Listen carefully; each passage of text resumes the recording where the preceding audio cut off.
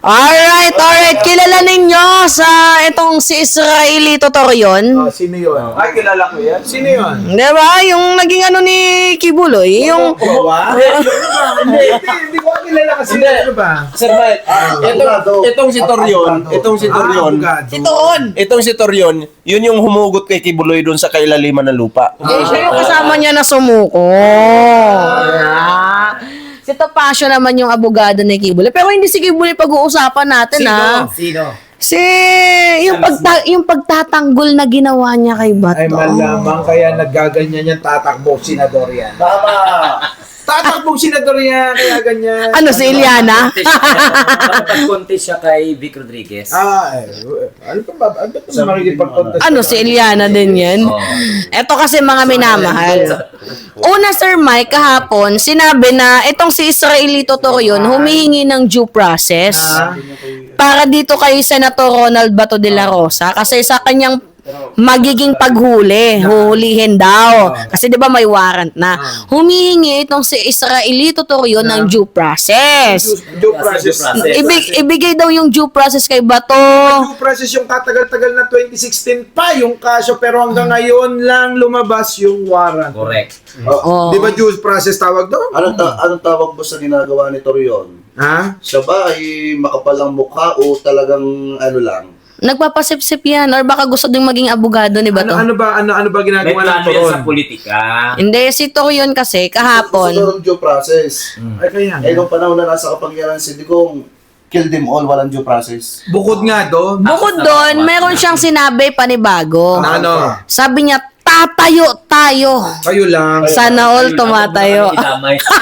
Sana all tumatayo daw. Jake, Yung kay Jake hindi. Bakit? Guys, walang ganun ha. Biro lang kayo ng mga to. sabi dito, tatayo tayo para kay Senator Bato de la Rosa. At sa ating mahal na Republika ng Pilipinas. Sa Pilipinas. Dinamay pa yung Pilipinas. Torion ng Pilipinas. Umahal niya ang mga leader. Kaya ano masasabi niya dito na tatayo daw tayo. Diba, bakit kasi nandadamay sila? Ayun Ang pinag-uusapan lang yung guru... Teka muna. Bakit ba kasi nandadamay kayo? Kapag ka pinag-uusapan kayo lang, hindi kasama yung matitino. Dapat sabihin nyo, tatayo tayo, tabi muna yung matitino. Ganon! Di ba? Kapag sinabi, tatayo tayo, yung mga bobo tanga, sumama na kayo. Ganon. Saan naman siya umuhukot Diba? ng lakas ng loob na magsabi na tatayuan si Bato de la Rosa, bigyan siya ng due process. Tama yung sabi ni Sir Mike. Ang tagal na 2016 eh. Oo, 2016. Oh. So ibig sabihin, inaral ng mabuti ng ICC, hindi basta-basta na pwede naman kung walang due process, dapat dinampot na sila noon pa. Kailangan naman Baka akala nila ba to, ang dumampot at dadampot at nagbigay ng warrant, naglabas ng warrant, yung barangay tanod sa bundok hibok-hibok. Sinisisi niya kasi. Diba? Baka iniisip nila na pagkamalan lang si Bato. Oh. Dahil maraming ang kalbo na DDS, ano? Matanong ko lang kasi, si Bato kasi, Hmm. may warrant na. Sino pa yan susunod? Si Yun. Mali. Albayalde. Albayalde, kasi sila eh. Actually, si Sara nga Mali kayo. Kasama pa. Si Jack Ma. Si Mike Cervera. Si Jack Ma. Huli na si Jack pa. Sabi ko sa inyo Dalo susunod si Bato. Tapos susunod na daw si Bongo. Sino source ko? Di yung walang kamintis-mintis. Si Senator Trillanes. Siya nagsabi nun Oo. Kaya nga alam nyo mga kababayan, kung wala naman tayong mapili, bakit hindi na si Trillanes gawin natin presidente? Vice President. Gusto natin. Trillanes. Alam nyo ba? Di ba? Trillanes. Presidente. Oo. Alam nyo pag naging presidente si former Senator Trillanes, lahat ng... Magiging kami ni Lahat Jake. ng... De. Walang ganun. Lahat ng mga sangkot dyan sa AJK, yung mga pamilya na umiiyak, humihingi ng hustisya, yung hustisyang hinihingi ninyo. Iyon. No. Ngayon pa nga lang kayo ni presidente. Wala siyang Wala siyang kapangyarihan. Wala siyang kapangyarihan. Ano siya, private citizen. Iniisa-isa na kayo. Mga kababayan Pilipino natin, iniisa-isa. May napatunayan na sa sinasabing totoo. Hindi tulad ni Digong na maraming sinabi pero wala pang napapatunayan kahit isa. Partida, private citizen siya. Pero marami siyang nagawa ngayon. Paano pa kaya pag naging presidente ito? Sino? Di ba? Si Trillanes. Yun. Linisin yan lahat na. Linis yan, oh. Galit sa magnanakaw yun eh. Oo, baka pati yung si yung si... Hoy, galit yan sa adik. Baka, Diba? baka pati yung mga ikakanta ni, Nino? ni Taldico. Oh. Baka madali din, baka lukay din. Alam nyo guys, natatawa lang ako Ito mga kababayan, palagay nyo.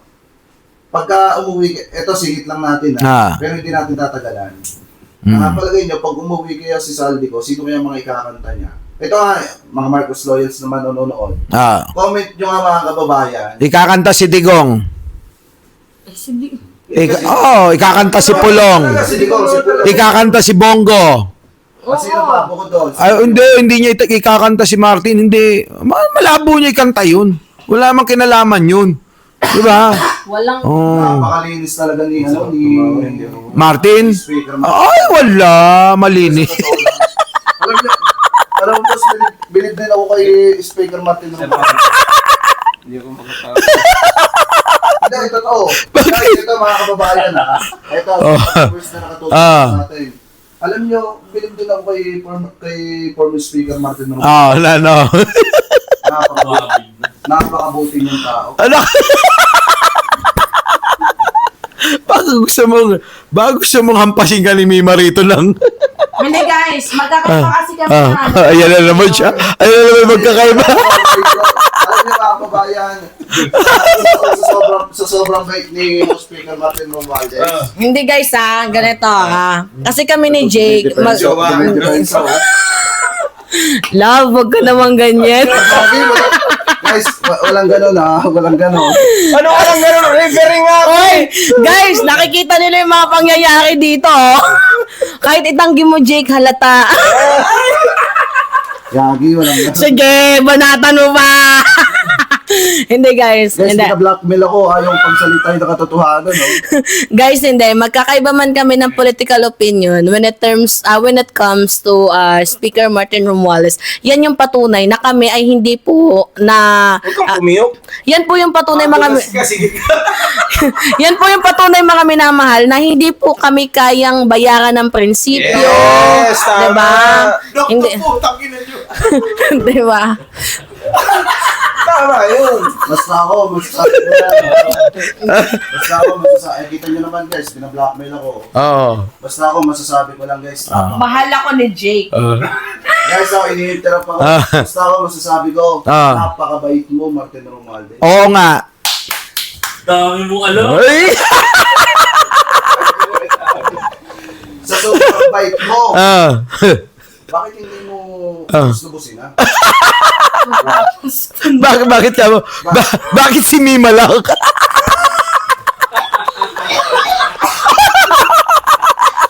Biglang Ang ina niyo. Yung ganyan. Hindi naman yan yung Bakit ba kasi kinapunta doon? Hindi naman kasi doon kayo talaga. Guys, ganito. Ito, isiligit ko. Nagkalian lang dati. Oo, madali yan. Grabe ka. Former House Speaker Martin Romualdez. Bakit po hindi nyo lubos-lubusin, Bakit hindi si Mima lang? Bakit si Mima lang ka mo? Kayo na lang po magpa-uwi kayo. Ano sabi ko? Napakadali naman po Makinig kayo. Hindi, to be honest with you guys, seryosong topic na tayo. Hindi, usapang seryoso, labas kayo. Joke lang yung mga kanina. Kaya nga 'di ba nag-resign itong si former Speaker Martin Romualdez para mabigyan niya ng way yung truth and accountability.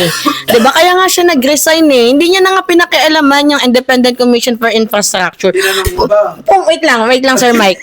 Pumunta doon sa ICI si former House Speaker Martin Romualdez 'Di ba? Meron siyang dalang mga ano tawag dito mga ebidensya. At saka yung mga ano na mga pinupukol sa kanya ni Gutesa, mga haka-haka lang naman yun Mga haka-haka lang May nangyaring delay yung tactic dun Ako hindi ako naniniwala doon kay Gutesa. Paninira lang yun. Guys, ito yung opinion ko dyan. Paninira lang yung paninira. Ito yung opinion ko dyan, guys. Yung sinabi ni Gutesa kay Speaker Martin Romualdez. Paninira lang yan. Paninira.